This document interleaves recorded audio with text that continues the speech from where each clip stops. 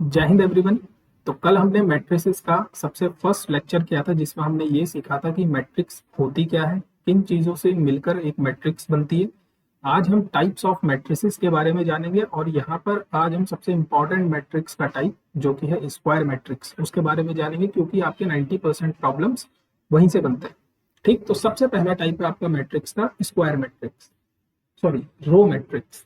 ना आपको पता है किसी भी मैट्रिक्स की रो क्या होती है, जो हॉरिजॉन्टल लाइंस होती है उनको हम रो कहते हैं। रो मैट्रिक्स का सेंस ये है कि ऐसी मैट्रिक्स जिसके पास केवल एक ही रो होगी। कॉलम्स कितने भी हो सकते हैं, कॉलम्स एनी नंबर्स हो सकते हैं, बट रो जो होगी वो केवल एक होगी।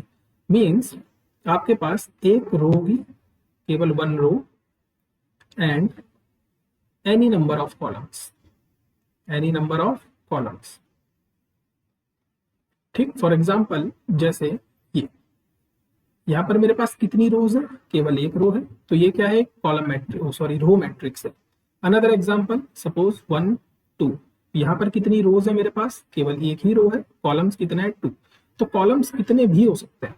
ठीक, जैसे मैं एक मैट्रिक्स बनाऊं 0 0 0, क्या ये रो मैट्रिक्स है, तो हम कहेंगे यस ये एक रो मैट्रिक्स है क्योंकि इसके पास केवल एक ही रो है। हम क्यों पढ़ रहे हैं टाइप्स ऑफ मैट्रिसेस, क्योंकि ये चीजें हमें काउंटर एग्जाम्पल में हेल्प करेंगी। ठीक है, ओके। सो रो मैट्रिक्स क्या होती है, जिसमें केवल और केवल एक ही रो होती है और कॉलम्स हमारे कितने भी हो सकते हैं, 1 हो सकते हैं, 2 हो सकते हैं, 3 हो सकते हैं। इन the same way what is column matrix, column matrix वो होती है जिसमें केवल एक ही कॉलम होता है। So we have only one column and any number of rows, and any number of row. आपके पास रो कितनी भी होंगी बट कॉलम केवल एक ही चलेगा। सो अगर मैं कंस्ट्रक्ट करूं लाइक दिस, तो ये क्या है, इसके पास केवल एक ही कॉलम है। So yes this is a column matrix. Okay, अगर मैं 1 2 लिख दूं तो ये कैसी मैट्रिक्स है, ये भी एक कॉलम मैट्रिक्स है, क्योंकि कॉलम मेरे पास यहाँ पर एक ही है लेकिन रो कितनी है, 2 है। तो रो कितनी भी हो सकती है, उससे कोई फर्क नहीं पड़ता है हमें, है ना। जैसे अनदर एग्जाम्पल इज 0 0 0, तो ये भी क्या है, एक कॉलम मैट्रिक्स है क्योंकि इसका कॉलम कितना है, एक, और रो कितनी है, 3 रोज है। ठीक, अच्छा अगर मैं आपसे पूछूं इस मैट्रिक्स का ऑर्डर कितना है, तो आप कहोगे सर सबसे पहले आएंगी रोज, नंबर ऑफ रोज। तो यहाँ पर 3 नंबर ऑफ रोज है, क्रॉस कितने कॉलम्स है, केवल एक कॉलम है। सो 3 क्रॉस 1 इसका क्या है, ऑर्डर। ठीक, आगे बढ़ते हैं। सबसे इंपॉर्टेंट है आपके पास square matrix. Now what is square matrix, square matrix वो मैट्रिक्स होती है जिसमें number of rows and number of columns क्या हो जाते हैं, इक्वल हो जाते हैं। So number of rows equal हो जाए नंबर ऑफ कॉलम्स के, नंबर ऑफ कॉलम्स के। जब जब ऐसा होगा तब तब हम कहेंगे कि हमारी जो मैट्रिक्स है वो एक स्क्वायर मैट्रिक्स है। जैसे 1 क्रॉस 1, जैसे सपोज मैंने एक मैट्रिक्स बनाई जिसमें केवल एक रो है और केवल एक कॉलम है। सो इसका ऑर्डर कितना है, 1 क्रॉस 1। एक अनदर मैट्रिक्स हम बनाते हैं 1 2 3 4, तो यहाँ पर मेरे पास कितने नंबर ऑफ रोज है, 2 नंबर ऑफ रोज है, एंड कॉलम्स भी कितने हैं, 2। सो ये एक ऐसी मैट्रिक्स है जो 2 क्रॉस 2 की है। ठीक, मतलब number of rows and number of columns equal है। आपके पास अगर मैं एक और मैट्रिक्स बनाऊं 1 2 3 4 5 6 7 8 9, तो यहाँ पर हमारे पास नंबर ऑफ रोज कितनी है, 3, एंड नंबर ऑफ कॉलम्स भी कितने हैं, 3। सो ये भी कैसी मैट्रिक्स है, ये भी एक स्क्वायर मैट्रिक्स है। तो स्क्वायर मैट्रिक्स को हम तब बोलेंगे कि वो स्क्वायर है जब उसमें number of rows and number of columns क्या हो जाए, आपस में इक्वल हो जाए। जैसे 0 0 0 0, ये भी क्या है, एक स्क्वायर मैट्रिक्स है क्योंकि इसमें 2 रोज हैं एंड 2 कॉलम्स हैं। ठीक, अब यहां से हमारा सिलसिला शुरू होता है कि सपोज मेरे पास, हम एक मैट्रिक्स के ऊपर बात करते हैं। ये मेरे पास एक मैट्रिक्स है और आपको पता है किसी भी मैट्रिक्स को रिप्रेजेंट करने का तरीका हमने कल सीखा था, A11 A12 A13 and up to so on A1n। Suppose इसके पास n कॉलम्स हैं और क्योंकि इसके पास n कॉलम्स है तो ऑब्वियस सी बात है इसके पास n ही रोज होंगी। क्यों होंगी n रोज, क्योंकि हम n क्रॉस n की मैट्रिक्स के ऊपर काम कर रहे हैं। ठीक है, in the same way third row क्या बनेगी, A31 A32 A33 and so on A3n, है ना। एंड लास्ट में मुझे मिलेगा nth row and first column, फिर nth row and second column, nth row and third column, and so on, last में मुझे मिलेगा nth row and nth column. तो ये मेरे पास एक मैट्रिक्स है जिसका ऑर्डर कितना है, n क्रॉस n का है। आपके पास जो मैक्सिमम ऑर्डर की मैट्रिक्स है जिससे क्वेश्चंस बनते हैं वो 3 क्रॉस 3 है। तो हम एक जनरल ओवरव्यू ले लेते हैं, जिस उसके बाद क्या होगा, हमें छोटी जो चीजें हैं 3 क्रॉस 3 की जो मैट्रिक्स है या 2 क्रॉस 2 की जो मैट्रिक्स है उनको समझने में आसानी होगी। So this we have a matrix Aij जिसका ऑर्डर कितना है, n क्रॉस n का है। अगर आप ध्यान से देख पा रहे हो तो ये जो चीजें लिखी हुई है A11, A22, A33, ANN है ना, यहाँ पर कहीं पर A44 भी होगा, A55 भी होगा। ये जो एलिमेंट है, इन एलिमेंटों में आपके ये जो रोज शो कर रहा है और जो कॉलम शो कर रहा है ये दोनों चीजें सेम है। मतलब i और j की वैल्यू यहाँ पर सेम है। देखो 1 1, i भी 1 है, j भी 1 है। यहाँ पर भी i2 है, j2 है, इधर भी i3 है, j3 है। इन द सेम वे यहाँ पर भी i भी n है और j भी n है। तो इस वाली लाइन पर ये जो एलिमेंट आपके रखे हुए हैं A11, A22, A33, ये वाले, इस लाइन को बोलते हैं हम, this is diagonal of the matrix. ये क्या है मेरे पास, ये डायगोनल है किसी भी मैट्रिक्स का, this is diagonal of matrix. ठीक, और जो इस डायगोनल के अंदर एलिमेंट है इनको बोलते हैं हम डायगोनल एलिमेंट। तो ये आई टाइप के जो एलिमेंट होंगे, आई का मतलब जिसमें आई और जे सेम हो जाए। देखो जे की जगह पर मैंने आई पुट करा, मींस 1 1, 2 2, 3 3। इस टाइप के जो एलिमेंट है इनको हम बोलेंगे दिस इज डायगोनल एलिमेंट। ये कैसे एलिमेंट है, ये डायगोनल के एलिमेंट है। ये दो बातें क्लियर हुई। तीसरी बात, अगर आप डायगोनल एलिमेंट के ऊपर देखो, ये हमारे पास डायगोनल है मैट्रिक्स का, इसके अगर आप ऊपर देखो तो यहाँ पर आई की वैल्यू जे से हमेशा छोटी है। देखो I1 है, J2 है, यहाँ पर I1 है, J3 है। अगर आप इस वाले एलिमेंट को देखो तो यहाँ पर I2 है और J3 है। मतलब यहाँ I की वैल्यू हमेशा छोटी होगी J से। लेकिन अगर आप डायगोनल के नीचे चेक करो तो यहाँ पर I की वैल्यू हमेशा ज्यादा होगी J से। देखो I की वैल्यू हमेशा ज्यादा है J से, I की वैल्यू हमेशा ज्यादा है J से। मीन्स मैं ये कह सकता हूँ कि अगर मेरे पास कोई भी एक स्क्वायर मैट्रिक्स है, जो ऑलवेज रिमेंबर, आपको डायगोनल हमेशा स्क्वायर मैट्रिक्स में मिलेगा। अगर मैट्रिक्स स्क्वायर नहीं है तो हम डायगोनल की चर्चा कभी नहीं करेंगे। ठीक, तो अगर मेरे पास कोई भी एक स्क्वायर मैट्रिक्स है तो इस सेंटर लाइन पर ये जो डायगोनल है आपका, इसमें हमारे डायगोनल एलिमेंट होंगे। इस डायगोनल एलिमेंट के ऊपर जो आई है वो हमेशा छोटा होगा जे से, लेकिन इस डायगोनल के नीचे जो आई की वैल्यू है वो हमेशा ज्यादा होगी किससे, जे से। ठीक, दूसरी बात, अगर आपसे कोई ये पूछ ले कि इस डायगोनल के ऊपर कितने एलिमेंट है ना, इस डायगोनल के ऊपर कितने एलिमेंट है, जैसे सपोज ये 3 क्रॉस 3 की मेरे पास मैट्रिक्स है, ये मेरे पास 1 5 9 डायगोनल एलिमेंट है, तो इसके ऊपर कितने एलिमेंट्स है, 3। नीचे कितने एलिमेंट है, 3। ठीक, जितने ऑर्डर की मैट्रिक्स होती है डायगोनल में एग्जैक्टली उतने ही एलिमेंट आपको देखने के लिए मिलते हैं। ये बात सबसे पहली नोट करने वाली है कि अगर if A is a matrix, if A is a matrix of order n cross n, then number of diagonal element, the number of diagonal element in A is exactly n, वो हमेशा n होंगे। लेकिन अगर मैं आपसे ये पूछूं कि डायगोनल के ऊपर कितने एलिमेंट होंगे, तो अगर A मेरे पास कोई n क्रॉस n की मैट्रिक्स है सच दैट, हम बात कर रहे हैं जहां पर i लेस देन j होगा, तो यहाँ पर कितने नंबर ऑफ एलिमेंट होंगे, number of element, how many number of element, तो आप याद रखोगे this is n into n minus 1/2। Remember, हमेशा याद रखना डायगोनल के ऊपर कितने एलिमेंट होते हैं, n into n minus 1/2।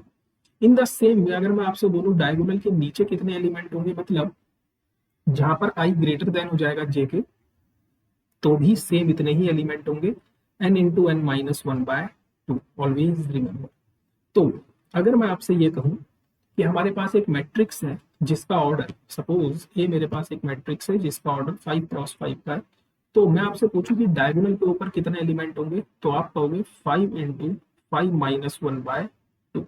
That means 5 into 4/2, सो 2 2 जा 4 मीन्स 10 एलिमेंट डायगोनल के ऊपर होंगे। डायगोनल में कितने एलिमेंट होंगे? एग्जैक्टली 5 एलिमेंट आपके डायगोनल में होंगे, और डायगोनल के नीचे भी कितने एलिमेंट होंगे? सेम 10 एलिमेंट आपके डायगोनल के भी नीचे होंगे। ये बात क्लियर है? ये जितना भी हमने प्रॉपर्टी सीखी है केवल और केवल स्क्वायर मैट्रिसेस के लिए ही सही है। नेक्स्ट मैट्रिक्स के ऊपर चलते हैं। Diagonal matrix. डायगोनल मैट्रिक्स तभी बनेगी, सबसे पहली बात मैट्रिक्स को पहले स्क्वायर बनना पड़ेगा। तो सबसे पहली कंडीशन ये है कि मैट्रिक्स आपकी स्क्वायर मैट्रिक्स हो, पहली कंडीशन। दूसरी कंडीशन ये है कि डायगोनल, देखो मैट्रिक्स का नाम ही क्या है? Diagonal matrix. तो डायगोनल के अलावा मैट्रिक्स के पास जो भी कुछ है वो सारी एंट्री जीरो होनी चाहिए। ठीक, तो मैं इसको मैथमेटिकल नोटेशन में कैसे दिखाऊंगा कि whenever I is not equals to j implies aij is zero. What does it mean? It's mean that कि जब जब i और j इक्वल नहीं होंगे, हमें पता है i और j कहां पर इक्वल होते हैं? केवल डायगोनल में इक्वल होते हैं। ठीक, i और j कहां पर इक्वल होते हैं? केवल डायगोनल्स में, यहां पर केवल i और j इक्वल होते हैं। तो जब i और j इक्वल नहीं है तो आपको पता है डायगोनल के ऊपर i और j इक्वल नहीं होता है, डायगोनल के नीचे भी i और j इक्वल नहीं होते, तो इन सारी पोजीशंस पर एंट्रीज जीरो होगी, जीरो के अलावा और कुछ भी नहीं होगी। फॉर एग्जांपल, एक एग्जांपल उठाते हैं, जैसे सपोज 1 2 3, ये मैंने डायगोनल में एलिमेंट रख दिए। अब डायगोनल के अलावा जो भी एलिमेंट है वो सारे के सारे क्या होने चाहिए? जीरो होने चाहिए, तभी हम कहेंगे कि मैट्रिक्स कैसी है? डायगोनल मैट्रिक्स है। डायगोनल मैट्रिक्स बनने के लिए सबसे पहले उसको स्क्वायर मैट्रिक्स बनना पड़ेगा, यानी कि अगर कोई मैट्रिक्स स्क्वायर मैट्रिक्स नहीं है तो हम डायगोनल की बात ही नहीं करेंगे, और अगर हम डायगोनल की बात नहीं करेंगे तो हम डायगोनल मैट्रिक्स की भी बात नहीं करेंगे। ठीक, ओके। अनदर एग्जांपल, क्या ये एक डायगोनल मैट्रिक्स है 0 0 0 0? तो हम कहेंगे यस, ये एक डायगोनल मैट्रिक्स है। क्यों है डायगोनल मैट्रिक्स? क्योंकि हमने कंडीशन डायगोनल्स पर नहीं लगाई है, हमने कंडीशन डायगोनल के अलावा जो एलिमेंट है उन पर लगाई है। हमने बोला है कि डायगोनल्स को छोड़कर बाकी सारे एलिमेंट जीरो होने चाहिए। डायगोनल तो कुछ भी हो सकता है, जीरो भी हो सकता है, 1/2 भी हो सकता है, 3/2 भी हो सकता है ना? तो ये एक डायगोनल मैट्रिक्स है ना? इन द सेम वे ये भी एक डायगोनल मैट्रिक्स है। तो डायगोनल पर कोई कंडीशन नहीं है, लेकिन डायगोनल के अलावा जो भी कुछ है वो सारे के सारी क्वांटिटी आपकी जीरो होनी चाहिए। ठीक, नाउ स्केलर मैट्रिक्स। तो स्केलर मैट्रिक्स एक डायगोनल मैट्रिक्स होती है। स्केलर मैट्रिक्स क्या होती है? एक डायगोनल मैट्रिक्स है।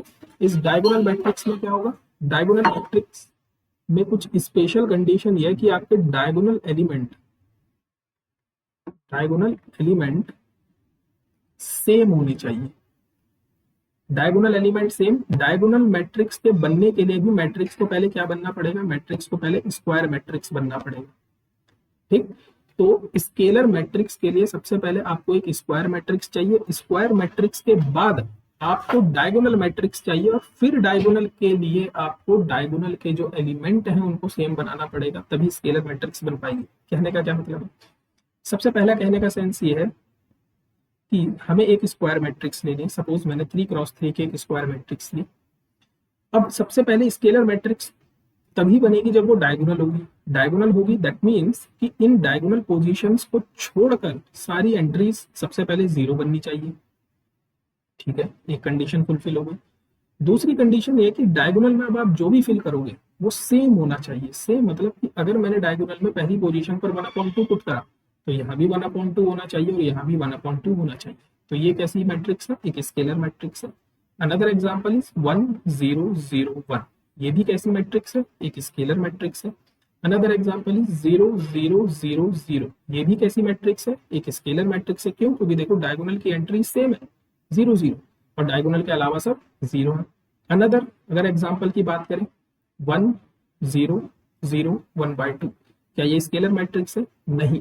क्या ये डायगोनल मैट्रिक्स है? यस, ये क्या है? डायगोनल मैट्रिक्स है, लेकिन ये स्केलर मैट्रिक्स नहीं है। डायगोनल मैट्रिक्स इसलिए है क्योंकि डायगोनल के अलावा सब जीरो है। स्केलर मैट्रिक्स इसलिए नहीं है क्योंकि डायगोनल के एलिमेंट सेम नहीं है। ठीक, तो ये टाइप्स ऑफ मैट्रिसेस आपको हेल्प करेगी काउंटर एग्जांपल देने के लिए।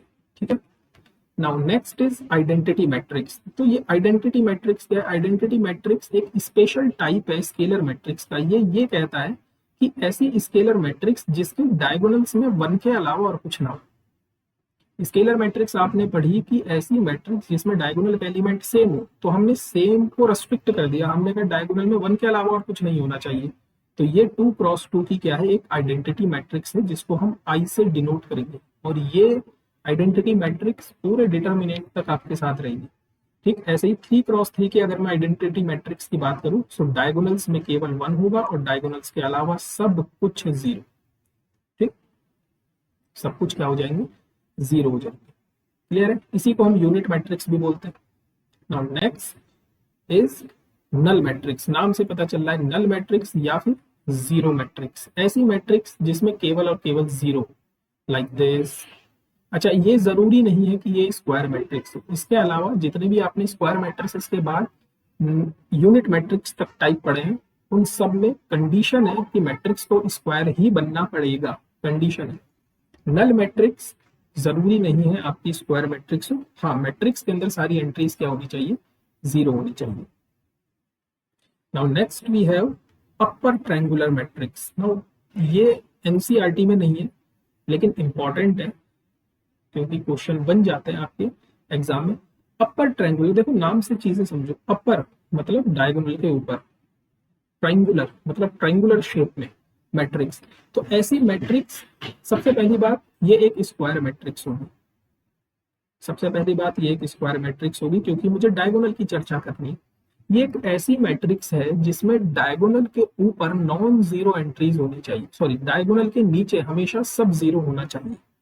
अपर ट्रायंगुलर मैट्रिक्स क्या है, ऐसी मैट्रिक्स जिसमें डायगोनल के नीचे सब 0 होता है। तो कंडीशन ध्यान से समझो, डायगोनल के नीचे सब 0 होना चाहिए, डायगोनल या डायगोनल के ऊपर कुछ भी हो सकता है। फॉर एग्जाम्पल अगर मैं 2x2 की मैट्रिक्स उठाऊं, 2x2 की, तो इधर तो मेरे डायगोनल है और यहाँ पर भी एक एलिमेंट आएगा, लेकिन इस डायगोनल के नीचे सब 0 होगा। अनदर एग्जाम्पल, अगर आप 3x3 की मैट्रिक्स उठाओ, हालांकि आपके पास 3x3 से ऊपर का कुछ भी नहीं है, तो ये मेरे पास डायगोनल एलिमेंट है, तो इनके नीचे सब कुछ 0 होना चाहिए। अब आप डायगोनल, वो आपकी चॉइस है, आप डायगोनल में यहाँ पर 1 1 रखना चाहते हो, यहाँ पर 0 रखना चाहते हो, आपकी चॉइस है। आप हर जगह पर 0 करना चाहते हो, ये आपकी चॉइस है। ठीक, लेकिन अपर ट्रायंगुलर की कंडीशन ये है कि डायगोनल के नीचे सब 0 होना चाहिए। समझ में आई कहानी, डायगोनल के नीचे सब 0 होना चाहिए। अच्छा, अगर वो आपसे ये क्वेश्चन पूछ ले कि अगर ए 3x3 की कोई मैट्रिक्स है, तो आप 3x3 की कितनी अपर ट्रायंगुलर मैट्रिसेस बना सकते हो। क्वेश्चन समझ में आया, क्वेश्चन ये है कि आप 3x3 की कितनी अपर ट्रायंगुलर मैट्रिक्स बना सकते हो। तो आप लोगों को एक बात पता है कि अपर ट्रायंगुलर मैट्रिक्स वो होती है जिसमें डायगोनल के नीचे सब कुछ 0 होता है। ठीक, और आपको ये भी पता है कि डायगोनल में कितने एलिमेंट होते हैं और डायगोनल के ऊपर कितना एलिमेंट होता है। जस्ट अभी आपने ऊपर पढ़ा, तो आप कमेंट सेक्शन में ये बात जरूर बताना कि 3x3 की आप ऐसी कितनी मैट्रिसेस फाइंड आउट कर सकते हो जो अपर ट्रायंगुलर है। सो अपर ट्रायंगुलर मैट्रिक्स क्या होती है, जिसमें डायगोनल के नीचे सब 0 होता है, उल्टा होता है, उल्टा। अपर ट्रायंगुलर का मतलब डायगोनल के नीचे सब 0। इन the same way lower triangular का मतलब कि डायगोनल के ऊपर सब 0। की बार डायगोनल के ऊपर सब क्या होगा, 0 होगा। तो अगर मेरे पास कोई डायगोनल एलिमेंट है, यहाँ पर कोई डायगोनल एलिमेंट है, तो इसके ऊपर सारी चीजें 0। क्लियर हुई ये बात। तो ये दो मैट्रिसेस इंपॉर्टेंट है क्योंकि एनसीईआरटी में आपके पास ये चीजें नहीं है। अब आपकी एनसीईआरटी का क्वेश्चन है, बहुत प्यारा क्वेश्चन है। क्वेश्चन ये कह रहा है कि आप 3x3 की ऐसी कितनी मैट्रिसेस कंस्ट्रक्ट कर सकते हो, 3x3 की ऐसी कितनी मैट्रिसेस कंस्ट्रक्ट कर सकते हो जिसके अंदर की जो एंट्रीज है, अच्छा आप लोगों को पता है इसके जो अंदर की एंट्रीज होंगी वो कुछ इस टाइप की दिखेंगी, A21, A22, A23, A31, A32 and A33, कुछ इस टाइप की दिखेंगी आपको। क्वेश्चन ये कह रहा है कि अगर ये सारी एंट्री या तो 0 हो या फिर 1 हो, यानी कि आप जो ये एंट्रीज है यहाँ पर या तो आप 0 रख सकते हो या 1 रख सकते हो। फॉर एग्जांपल मैंने पहली पोजीशन पर 1 रख दिया, बाकी सारी पोजीशंस को 0 कर दिया। ठीक है, थोड़ी देर बाद मेरा मन चेंज हुआ, मैंने क्या करा, स्टार्टिंग की 2 पोजीशन पर 1 रख दिया, बाकी हर जगह पर 0 कर दिया। ऐसे ऐसे करके मैं कितनी मैट्रिसेस बना सकता हूँ 3x3 की, क्वेश्चन ये है, बहुत इंटरेस्टिंग है। तो हमने कहा कि अगर ध्यान से देखा जाए तो हर एक एलिमेंट के पास 2 चॉइस है, जैसे सपोज मैं फर्स्ट एलिमेंट के पास जाऊंगा तो उससे चॉइस पूछूंगा कि आप 0 रखोगे अपने पास या 1 रखोगे। इन द सेम वे जब मैं सेकंड एलिमेंट के पास जाऊंगा तो उसके पास भी दो चॉइसेस है कि या तो वो 0 रखेगा या फिर वो 1 रखेगा। ऐसे ही थर्ड एलिमेंट के पास जाऊंगा इसके पास, तो ये भी या तो 0 रखेगा या 1 रखेगा। मीन्स हर एक एलिमेंट के पास दो चॉइस है कि वो या तो 0 रखे या फिर 1 रखे। इन द सेम वे या तो 0 या 1, या तो 0 1, या फिर या तो 0 1। समझ में आ रहा है आपको? तो अगर मैं बोलूं कि टोटल चॉइस कितनी है, तो मैं कहूंगा पहले वाले एलिमेंट के पास दो चॉइस, फिर दूसरे वाले एलिमेंट के पास दो चॉइस, फिर तीसरे वाले एलिमेंट के पास भी दो चॉइस, और ऐसे करके जो 9th एलिमेंट होगा A33 उसके पास भी दो चॉइस। मीन्स 2 की पावर 9 चॉइसेस होंगी। क्लियर है? सो नेक्स्ट सेशन में हम इसके कुछ क्वेश्चंस करेंगे और अलजेब्रा ऑफ मैट्रिसेस को जानेंगे कि अलजेब्रा ऑफ मैट्रिसेस क्या होती है। सो मिलते हैं नेक्स्ट सेशन में, तब तक के लिए जय हिंद जय भारत।